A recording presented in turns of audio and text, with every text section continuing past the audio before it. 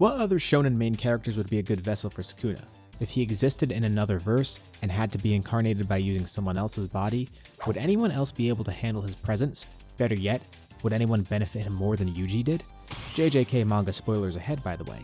Yuji was basically tailor-made to be Sukuna's vessel, but sorcerers can incarnate into various bodies. We've even seen Sukuna utilize another body too, after all. But there are some issues. He could be suppressed by his host, or his host might just die from consuming his fingers. And also, he might just get no benefit from the host. So here's the scenario. Kenjaku finds a way to force feed all 20 fingers to someone. It won't all be done at once, but over time. And he has a short list of who to give them to. He scouted out some people with the potential to be great vessels. The thing is, he wants to find the best candidate for Sukuna's revival, so he has to narrow it down. It needs to be someone who can survive the lethal cursed energy that is essentially poison to them. That's the absolute baseline.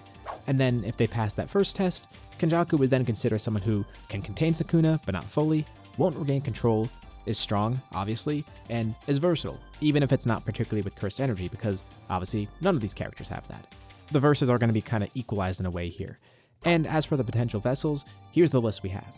Izuku Midoriya aka Deku, Ichigo Kurosaki, Son Goku, Monkey D. Luffy, Gon Freaks, Jotaro Kujo, Chihiro Rokuhira, and Shigeo Kageyama aka Mob. We'll be using these characters as soon as they gain their respective powers, and if it's someone who has their abilities at the beginning of the series, that's when we'll take them from. So for example, Deku will be after he gets One For All, and for someone like Luffy, even though he doesn't have his full set of powers right off the bat, since he already has his Devil Fruit, we're using him right from the beginning. Also, since this is about all the other traits I listed, even though I mentioned strength being important, in regards to physical strength, we're going to ignore that. For this scenario, we'll assume that everyone is at the same baseline physical strength. Otherwise, it would be pointless comparing them, and we would just pick the strongest. Also, in that case, I would include someone like Saitama here. Plus, I know it's a missed opportunity not including Naruto here, but I only just started that series. Yes, I know talking about anime is my whole job, and I haven't read Naruto yet. It's kind of crazy. But you can't expect Naruto videos soon. Anyways, first off, we have Deku. Not only is he eating someone's hair, but fingers are now on the menu for him too.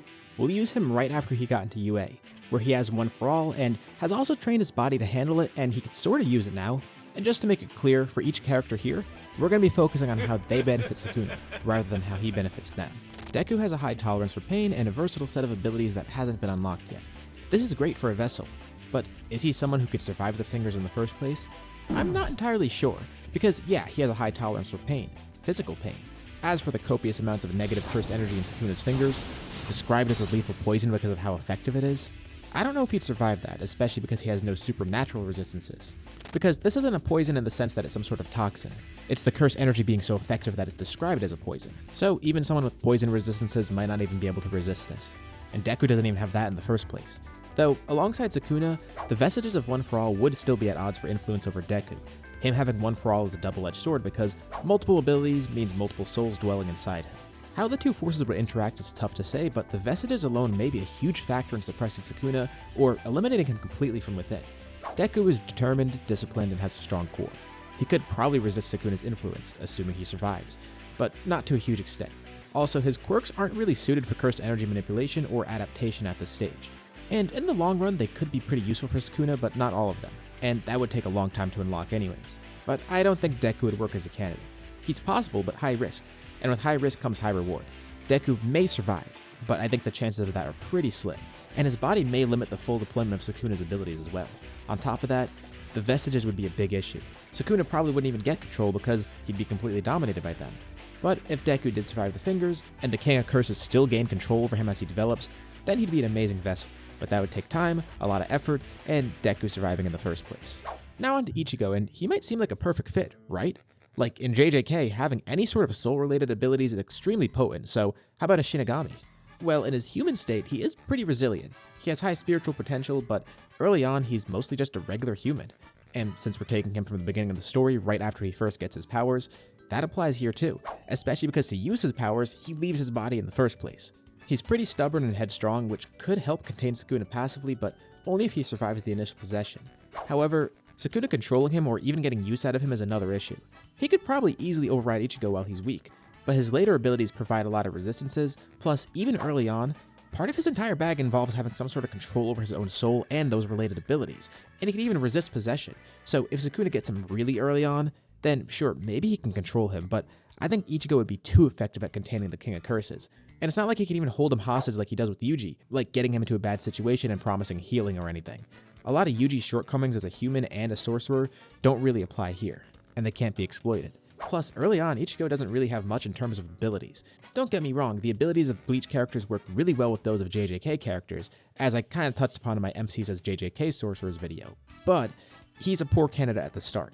If we're talking later on in the series, that's a different story. But if it's early on, after he's recently gained his powers, even knowing his heritage and his latent abilities, it's not really a good idea for Sukuna. For Kenjaku, he might not even seem worthwhile on the surface, so he might not even use him as a vessel in the first place. And that's if Sukuna even takes over him somehow, as a Shinigami, which I think is impossible. If he's in human Ichigo's body, well, especially at this point in the story, he's just parading around in an above-average human vessel that can't even handle him. Worst case, Ichigo would just live on as a Soul Reaper and Sukuna dies in his body. Best case, he's free to control Ichigo's body whenever he leaves it at least, but it wouldn't really benefit him much. Though in that scenario, it would at least give him the chance to fully incarnate, but this is all assuming the human body could handle it while Ichigo leaves it, and on top of that, Ichigo not suppressing him in the first place. So in my opinion, he either gets fully contained or dies, with a slim chance at fully incarnating himself, but not gaining anything particularly interesting in the process. Goku's a little bit more straightforward in my eyes, so by default, Goku should be able to survive eating the finger. He has drank literal poison water before and got stronger from it, and Saiyans are resistant to diseases and such. So even though this is deadly curse energy and not a literal poison, I'd say he survives mainly because other types of corruptive energy exist in Dragon Ball, and Saiyans are highly adaptive and survivable to these types of things. Granted, a lot of these things aren't canon, like Dark Ki for example, or like the evil ki used in Super Dragon Ball Heroes where Goku goes berserk with it. And on top of that, in instances where this does happen, it's an older Goku encountering it, a stronger Goku. But the reason I'm bringing it up is because there's kind of a precedent for this in Dragon Ball at least. When someone encounters these types of dark, manipulative, evil energies, a strong warrior like Goku wouldn't just buckle under the pressure and die. Rather, they control it, or it controls them. Plus, Goku's dormant power could help him survive that. Sukuna also has a few ways to take control of Goku. Goku can turn into a great ape, causing him to become mindless and opening the door for Sukuna to take over. Plus, if Goku somehow makes it to the point of becoming a Super Saiyan, then Sukuna could take advantage of the evil that creeps inside of him when he used that form. Or who knows, maybe he could even help Goku unlock this in the first place. Otherwise, I think it would be very hard to control Goku. He has a pretty good mental fortitude, but he still is vulnerable. Though there's also the idea that he might be able to take over if Goku gets close to death or something. As a kid, Goku didn't face many deadly challenges at first, but if Sukuna were to be absorbed by him before the peel-off arc, Goku would get close enough to death for Sukuna to take over him, like when Goku faces Tao for example. And unfortunately for Goku, once Sukuna takes control, I think it's game over then and there. I don't think Goku would have a way of coming back from that, particularly this early on into his life, and Goku's level of growth and access to ki would make Sukuna unstoppable. But as discussed, the biggest issue is being taken over in the first place. He needs some moment where Goku gets near death or goes mindless to do this. If the King of Curses really bides his time, Goku will grow stronger but also probably more resistant. But a Saiyan with the power of the strongest sorcerer in history is a deadly combo. Luffy on the other hand might be a terrible vessel. Not because he's weak or anything, but because he might be the perfect counter to Sukuna. Now, this isn't relevant here, but I know someone's going to bring it up if I don't mention it. Luffy can resist poisons. Sukuna's curse energy isn't a poison, but there's something more important that he has a resistance to, which we'll get into in a bit. But I don't think right off the bat, Luffy would be vulnerable to the curse energy and he'd be able to handle it. He's determined, he never gives up, and he's extremely flexible mentally, and physically, which would make it very difficult for Sukuna to control him fully. Plus, I don't think Luffy's powers would benefit Sukuna in any way. Like, later on when he uses Haki, he gets Gear 5 and gets all those other crazy abilities, that's a different story, but early on, is a rubber body really going to help Sukuna that much? Ironically, his power of cutting things is also like the antithesis to Luffy's rubber powers. But there's one really important thing to consider. Luffy's Devil Fruit in the first place would prevent this. The powers of Nika directly counter influence from someone like Sukuna and the negative curse energy. At least, that's how I'd guess it would go. His whole thing is joy. He's called Joy Boy, the opposite of negative emotions that empower curse energy. It's the embodiment of freedom and happiness. Luffy's whole spirit is the direct opposite of what Sukuna embodies, and the direct opposite of what curse energy is supposed to be. Plus, Luffy does have a really good resistance to something like this. Besides him being incredibly strong-willed, and having a huge pain tolerance and resisting literal poison, look at what happened on Thriller Bark. When absorbing all the shadows, he resisted losing his mind. He could probably resist the painful effects of the curse energy, but more importantly, resist being taken over by it. And Sukuna. Though, since this is an earlier Luffy without Haki, it does make me wonder how it would interact with Sukuna, or how he'd utilize Haki. I think Luffy would survive the fingers but also completely contain Sukuna and liberate himself from his grasp. Luffy is probably the worst candidate we covered so far because he hard counters Sukuna in a couple of ways and he also doesn't really benefit him much, at least early on. Then we have Gon. He's young but tough. Early on in the series, he's definitely better than the average human, and strength isn't a factor in this video, but his abilities, there's not really anything too impressive that he has early on. His body should be more resilient than a normal person, and again, this isn't relevant here, but he can survive poisons. Though the corrosive effects of cursed energy, I don't know how that would interact with him. He'd definitely handle it better than a regular human, but I don't know if he could fully resist it, and it wouldn't be an easy process either. If he does somehow survive eating the fingers, he'd likely be pushed to the brink, but his sheer vitality and stubbornness might allow him to endure what kills most others. The bigger problem here is his mental resistance. Gon is very determined, but he's also very impressionable and emotionally reactive, particularly later on in the story, but especially when he's pushed into anger or frustration. Sukuna could exploit that volatility really easily, twisting these impulses into opportunities, instances for Sukuna to take hold of him. Unlike Yuji, who had a more innate compatibility with Sukuna's presence, Gon would probably end up in a constant tug of war with him. His strong emotions sometimes flare into resistance, but more often would give Sukuna opportunity and leverage, ways for him to get dominance. Where things could get interesting is once Nen comes into play. Even though Gon doesn't have mastery of it early on, or even access to it right away, Sukuna could accelerate that process by channeling cursed energy in tandem with Nen's structure. He might even be able to preemptively activate Gon's nodes for Nen. Not to mention, cursed energy could enhance Gon's aura output or refine his use of enhancer traits, pushing his Nen abilities and physical traits even further. In Sukuna's hands, Nen would become another versatile medium for cursed energy techniques, helping him with things like reinforcement and attacks. That synergy can make Gon's body a really good vessel for him, an effective tool in Sukuna's arsenal. I think there's a high barrier for entry with Gon even surviving the fingers in the first place, but assuming he does, I think he'd end up being a pretty good candidate for Sukuna, both because of him being impressionable, but also Sukuna having opportunities with utilizing his Nen abilities. It could make for some unique combinations of the two power systems. Moving on to Jotaro, he might not really be what you expect. His toughness and resilience mean his body might be able to handle the cursed energy in his body. He's not fragile like a normal human, and the presence of a stand alone suggests that his spirit is hardened enough to endure unnatural stress like this, especially something like cursed energy. But what happens after Sukuna's actually in?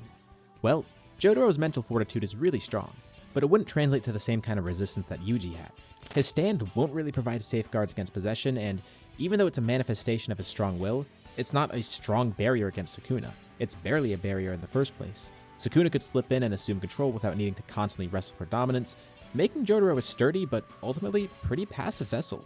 And that's not to say he's just going to sit by and willingly give control to Sukuna. It's just that he doesn't really have a way to prevent that, at least in my eyes. He wouldn't just lose ground. He'd likely never regain it once Sukuna asserts himself. Where this gets really dangerous is when the stand abilities come into play. Sukuna with access to that kind of precision, speed, and raw power from Star Platinum, combined with cursed energy reinforcement, well, it's kind of terrifying. Honestly, I don't think the physical strength of Star Platinum would really add too much to his arsenal. But if Sukuna could channel his cursed energy through a stand or augment its abilities, then Star Platinum's abilities would turn Sukuna into something nightmarish, especially when he gets better accustomed to Star Platinum and unlocks the ability to stop time. Now, think of it like this. Sukuna is already bad enough as is, but on top of that, he got even worse when he fully incarnated and had access to extra limbs and another mouth. This is really important for things like performing hand signs or chanting or things like that. But with the stand, he'd have another set of arms, another mouth, another way to perform all these abilities. His corrupted Star Platinum may even grow an extra mouth and another pair of arms and eyes to match him, since at that point, it would be a manifestation of his will, an unholy fusion of Jotaro and him. Imagine Sukuna with 8 eyes, 8 arms, and 4 mouths. Oh god, imagine a domain expansion woven into a time stone. Even if you're a really high-level sorcerer, there's no counter to this. Time would be stopped for you, and he can attack you in whatever way he wants, including direct hits. Even if you did have a way to resist curse techniques like this, time would be stopped. You couldn't do anything against it. Oh yeah, and then any other normal person, or any stand user for that matter, it's hopeless. Jotaro as a vessel basically hands Sukuna an unstoppable weapon. Sukuna with a stand may be one of the best things for him. Now let's go to Kagurabachi.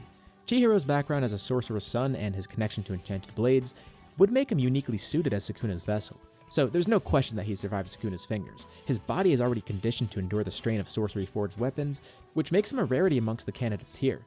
He'd probably be the best chance at surviving this. And he wouldn't just survive it. These abilities would work really well with the bag that he already has. He'd be one of the most natural fits for Sukuna, almost as natural as someone from JJK itself. Where he differs from someone like Yuji is that his techniques already mirror aspects of JJK's cursed tool usage, which introduces a really weird angle because, yeah, Sukuna does use cursed tools, but it's not his main thing. He's not noteworthy for it. Sukuna inside of Chihiro wouldn't just be limited to brute force and cursed energy, or utilizing his regular abilities. he'd be able to refine and weaponize it directly through a sorcery forged blade like N10 for example, and since we're using early Chihiro, he would just have N10 at his disposal.